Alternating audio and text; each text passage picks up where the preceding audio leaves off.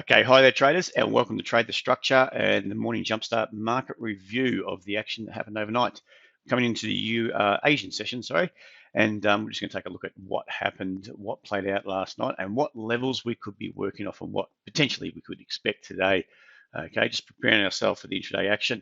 Now, the US melted down last night. We had Powell suggested that the Fed Reserve could be a lot more aggressive towards interest rates or inflation, which means interest rates essentially.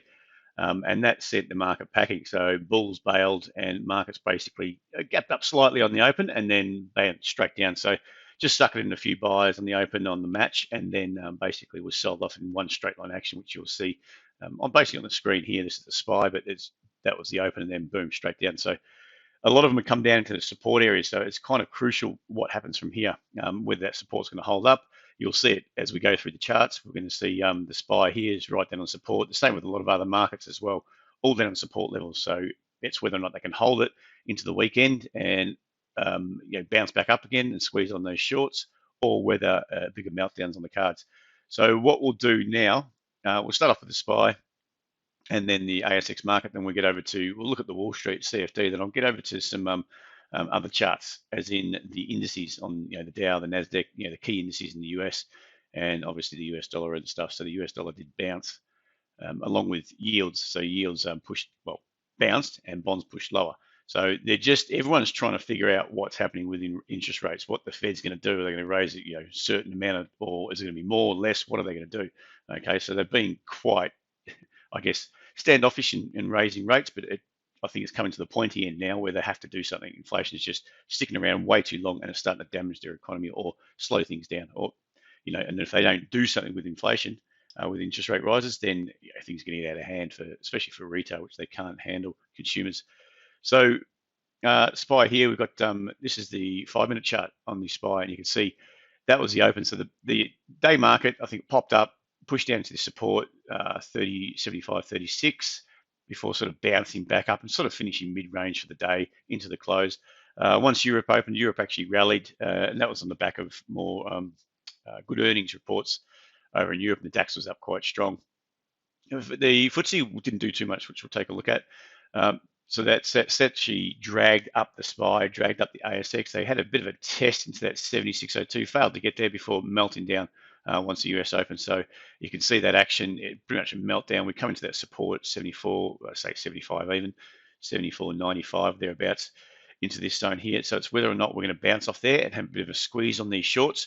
It is oversold, you can see on the MACD, but that can just sort of chop around sideways before heading down again. So the MACD can come back up, touch on the zero line, price can go sideways and have a bit of a meltdown. So it's really all about that 7,500 level, what they do on the open. Are they going to sort of bounce it back up again and maybe retest into 75.36 before fading into the close? Or are we going to just straight out selling into the open? Okay, a bit of a sell down, maybe retest and then bigger selling into the close. Okay, so the bigger picture, we've got the 15-minute chart here. Doesn't really say too much different, but you can see there's some key levels. It could be a major move down here, and minor level wise, there is some minor levels just in here. Probably what's that, 74.61. So about another 60 points down, which you could easily target, or it could really flush into that major low down here at around that 74.35 area. Okay, over the Dow, we'll just take a look at the CFD. So you can see that was the open. It was 11:30. So market open, popped up, and then straight down. That was just really a trap. You're around a key level at 35.341. You know that they're going to sort of trap some traders just on the open, and then basically they all get trapped. They have to sell into the market. It precipitates a bit of a sell-off, and as the market pushes back down below that resistance area at 35.341, you get other sellers starting to join the fray. All right, so now, like I said, we're down in some support, a potential support at 34.715. So what I'm looking at is whether it's an extension of this move, 34.885, before we get a bit of a bounce back. So we just extended through that support, took out some stops below that level, and we're going to sort of back and fill back up, squeeze on these sellers, or whether we're going to sort of grind around here and have another leg down. I think a lot of it's going to be choppy until the US opens again tonight. It seems to be we all want that direction from the US, which is fair enough. Okay, so there's sort of what I'm looking at today. Let's get over to we'll go over to Trading View, and we'll just take a look at major indices. So this is a bigger picture. You've got bit of a downtrend here, bit of a pullback. We had a bit of a reversal, gap up in the open, which I expect looking at these charts, just a trap. Okay, so it wasn't looking too bad here. It could have held on at this open and just rather than gap up, just sort of chopped around here and then gone straight down, but it looked like it was just a trap. And we've just suckered in some buys, bang, straight down. So are we going to test into this level here around 43.77 and blast through that? And this is going to be a key level high because we didn't actually break the anchor. We didn't break this level here, which I was looking at there. Okay, which is around 45.16. Okay, so it could easily hold and flush into this level and then bounce straight back again because the major trend, that's a major pullback. We've held this big move up. We're looking for, the bulls will be looking for a major higher low, right? So it's whether or not we're going to hold up here and then start to build for that higher low, that key higher low, which suggests with that move on the open, that flush up on the open or that little pop up in the open, it suggests that we could be looking to hold that level. And it is getting to sort of that oversold territory. So tonight we could easily pop down, drag, and just do the reverse, drag in some sellers because of the bearish action for the previous session, and then bounce straight back and squeeze them all back out. Now the Dow doesn't look too crash hot. You've got the major move was up to reaction down, and that looks a bit more key for a sell-off there. Major move at 35,355, and if you look at all this action on the downside, we've got this level here. Tried to the market was finding support. It did move up. It moved up, flushed into that resistance zone, and we started to head south. So to me, that action doesn't look too crash hot. You've got big move down, big pop up, big move down, big move up again, and we're starting to fade. So it could be another major lower high, which suggests that we're going down to these lows, around 32,800 or even lower. Okay, the bigger picture, just go over to the daily just to see what the Dow looks like on the daily. Yeah, it doesn't look too good. You've got some key levels, key level up here, which is flushed, and then you've got all this support through here, which we've previously broken and popped back up, and we're looking for that. If that ends up as a lower high, we could easily get down to testing the 33,475 or lower, take out those lows, and it could really get a move onto the downside. All right, looking at the NASDAQ, that's one of the key ones at the moment. Well, it is a key one at the moment. We've got this level here. Okay, major level at 15,140, say. That held, we've got a bit of a sell-off now, and we're holding sort of some more lower highs, all right, as the market starts to head south. So I would be looking on the NASDAQ, could be a bit of an unwind into 13,182, this support through here. And in fact, if that does start to get tested, we've got this key lower high. That means the lower high is in place, and we're looking for a bit of a flush. And if that starts to hold up, great. If it doesn't, it could really get, like I said, with the Dow, get a move onto the downside. Let's get over to some, we'll get over to the European markets just for now. We've flicked back here, or Asian markets. So that's the Hang Seng. It was, a bit of a sell-off, started to pop up, held this 26.95 area, went sideways essentially before the US Open. So it wasn't too keen on getting through that level. And bigger picture, the Hang Seng is looking really negative. Okay, we're looking on the indices. It's looking really negative. So that plays into the fact that big sell-off here around 466 points to be precise. So around 460, 70 points.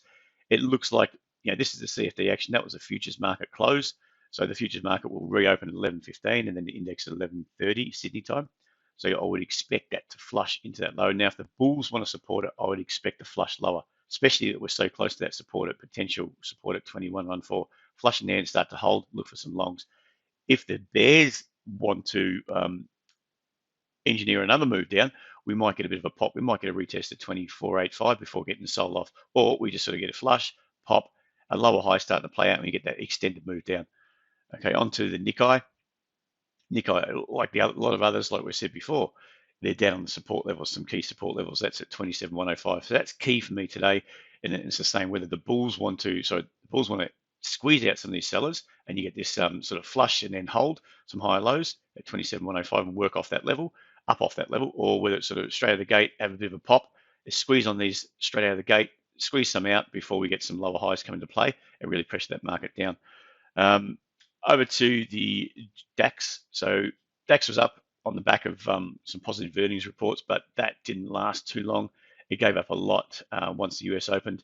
The index itself was up, but the actual futures market, which continues on to the US close, got sold off. So that was pretty much that reaction here. You can see it was around 435 this year, pop up, and I think the index closes somewhere around, might be 130 or thereabouts. So that's where the index closed. US is heading south by that stage, and we come all the way back down to support at 14,330. So everyone is worried about inflation. The European markets, you can see that this push up into this zone through here before failing. Okay, so it is failing off a level. It's just whether or not it can hold up. You can see this big move down, pop up, big move down, pop up, big move down. It started to find a base at 13,985 before we got this big extension back to the upside. Whether that can hold and we could just do something like this, bigger move down, or we could just start to engineer a bit of a move, maybe a bit of a flush down, and start to hold before we move straight back up again. Okay, so at the moment, the markets are worried about inflation. We still got a lot of earnings to come out in the US, which could provide some support if they start to, they come out better than expected, which could flow into the European markets. Look at the UK 100. It doesn't look too good. We were talking about this chop earlier. It's just a messy price action, and you don't really want to get caught up in that price action. Very hard to be buying. This spike down and straight back up, and you get these spikes down, straight back up, spike down, straight back up. So it was hard trading, tough going. Now you got this was the open yesterday at 5 o'clock, pushed into that 75.96 before we got this move up into 76.55, and then once the US opened, bang, straight down, and we took out a lot of stops. So it's just squeezed out a lot of these buys have been building up, and we pushed into 75.39. So from here, if this is the move down, it's not really going to extend. If that's the move down and we're looking at from there, we're looking at for at least a squeeze on the 75.39. Now, if that gets out of hand, and what I'd ideally expect if the bears and expecting a move down, I would expect probably a bit of a pop up, and then building a lower high. So maybe something like this, before we start to slam down through 75.39.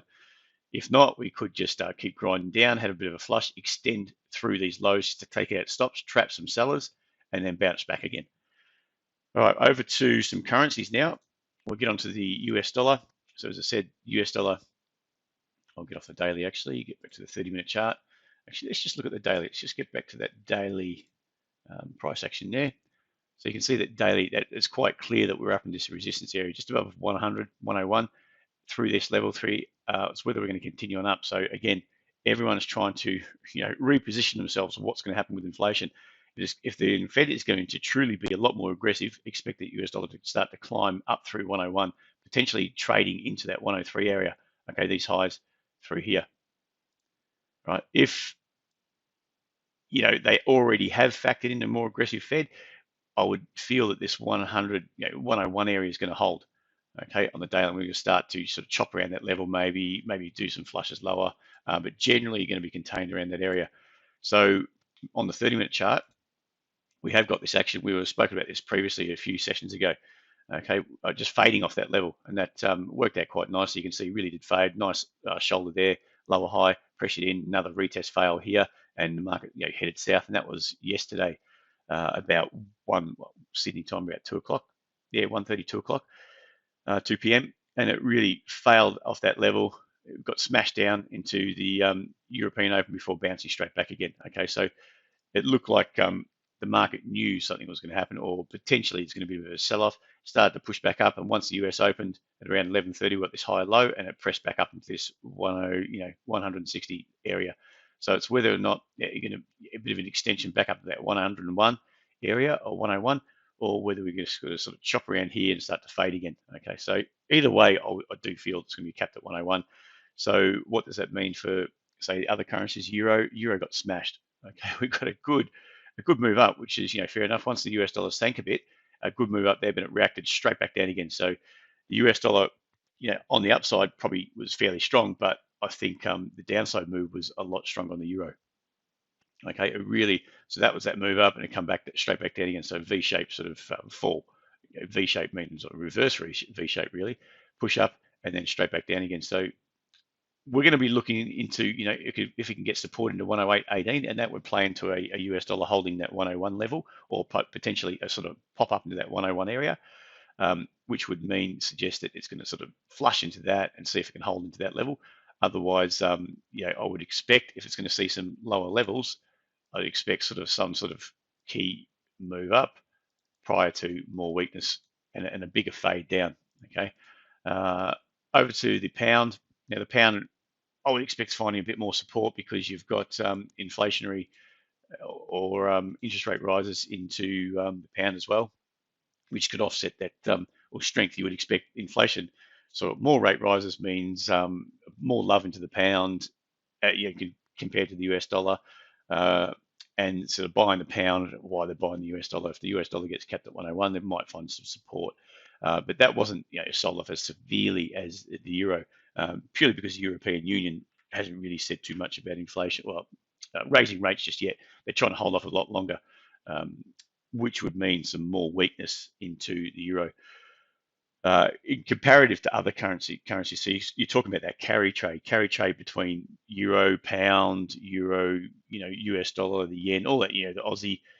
Where are you going to get inflation? Which would mean interest rates. So at the moment, it's looking like US dollar.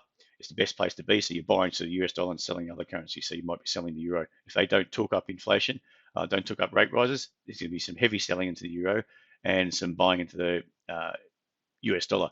Whereas the pound, they have raising rates, they're talking about inflation and combating inflation with rate rises. So there is some buying into the pound to offset that buying into the US dollar. All right, so that's, it's just working out what's happening with the pairs. So yeah, I would expect that could continue to grind down to that 1,300 figure even. All right, Aussie dollar, Aussie dollar also got savaged. You've got this double top in here. You got this move up to, it's around 74.56, popped up, retested at 74.56 into the start of the European session when the US dollar started to rally, and that failed dramatically. Okay, straight back down to 73.65. Now we still have the bigger picture. We'll get onto that. The bigger picture, you got that support, that rising support coming into play. It's not really loading. There we go. Taking some time to load. So that bigger picture support, rising support, and we might get a reaction. It may flush through, but that's going to be a tough gig to break through. Now, if it does, you would expect a lot of stops to be triggered and a lot of sellers to start piling in if it can't hold 73.65. So that'll be key for today. Yen, onto the yen to see what's happening here. Now, that might have been, I would have expected the safe haven buying into the yen. So the yen has been shorted quite severely and the US dollar has been sort of grinding higher. Okay, so higher US dollar and the yen selling has been driving that market higher. Now you would expect if there's going to be some safe haven buying into the yen, or at least reversing, it's going to trigger a wave of stop losses or risk off into the yen. Not risk off, but the sellers to be squeezed out of the action. Now sellers squeezed out of the action, you get the yen higher and the US dollar. At the moment, the US dollar is sort of popping high, so you get them offsetting each other. But if the US dollar sort of gets kept at that 101 level and you get a bit of a wave of safe haven buying into the yen, that should see the pair lower. We'll just have to wait and see, but I'll be watching this 128 level. So remember, the BOJ is going to be, as line in the sands around that 130 mark. So it's just whether or not we get this a big squeeze on the pair. Okay. But we'll wait and see. That level there is what I'll be looking at 128.62. All right, let's get over to, what we're going to get on to now. We'll go to gold on the CFD. So gold, you can see, pressured down to this 1939 level, sort of reacted back up at 1958, and it was a minor level from previously before we rolled over again. So this leg down was broken with this move up. We've come back down and retested and held into 1939. Now, it doesn't mean that that's going to hold, jump in and start loading up long because we're going to head higher. It could mean we're going to get this kind of action. We might chop around here, hold a lower high here, and start to drive down through 1939. What I'd ideally be looking for is a bit of a pullback, start to hold some inside levels, and start to work up through 1958 and potentially up into 1964. Now, that would probably work out if the US dollar starts to hold 101 level. Okay, we might get that little pop up in the 101, slightly higher than where we are now, which would suggest that it's going to pressure gold down. Now, if it gets soaked up gold and the US dollar starts heading south again, then you're looking for that move up through 1958. Not so much safe haven buying. I mean, there could be some safe haven buying. If the US market start to melt down, you would expect some safe haven into gold. But you'd also expect probably some love into the US dollar as well through bonds. Let's get over to, just want to look at crude oil. Crude got some love last night, but it is still very, very choppy at the moment.